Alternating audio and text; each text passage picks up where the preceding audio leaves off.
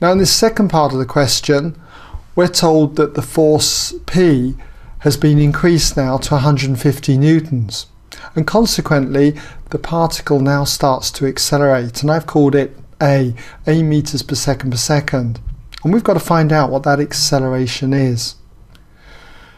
Now this is done virtually the same as the previous part, in fact, but we've got to be very careful though. We must realize that the reaction here has changed.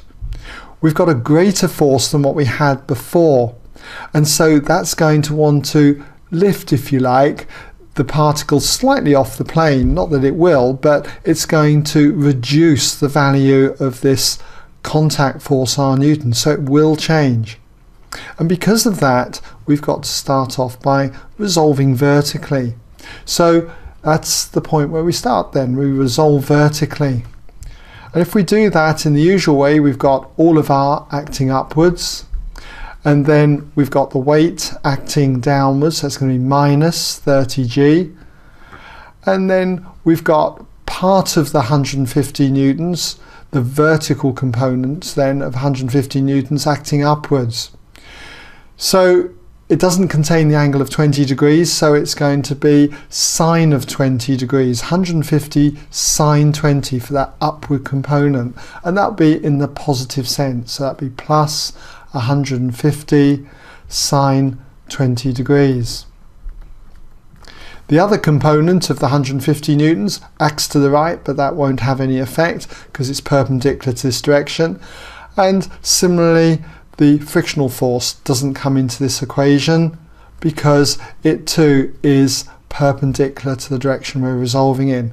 So there's our resultant force acting on the particle in the vertical sense, and because it's in relative equilibrium in the vertical sense, that resultant force must be equal to 0. And we can now rearrange this by adding 30g to both sides and subtracting 150 sine of 20 degrees from both sides. So that gets us R, and if you work this out on your calculator, you should find you get 242.6969 and so on. And that'll be measured in newtons. So that's our value for R.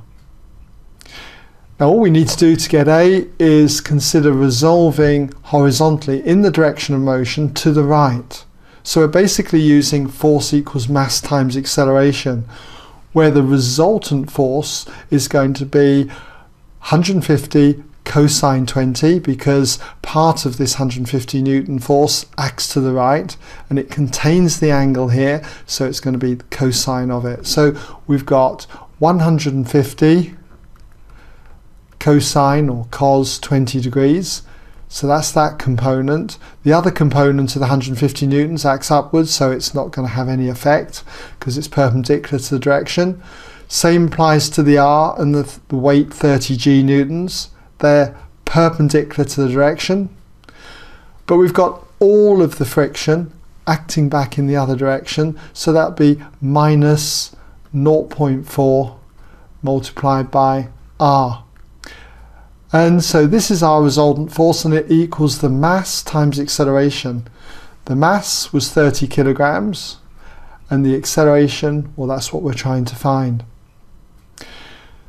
So we can just substitute R into here, divide both sides by 30 to get A. So if I do that in the one go, we've got A equals 150 cosine 20 degrees minus 0.4 multiplied by R, so we've got 242.6969 and so on, and all of that is divided by the 30. And if you work that out on your calculator, you get 1.4625 and so on. And if we round that, say, to one decimal place, or the equivalent to 2 signum figures, it'd be 1.5 meters per second, and I'll just put that to one decimal place, 1 dp. Okay, so I hope that's given you some idea.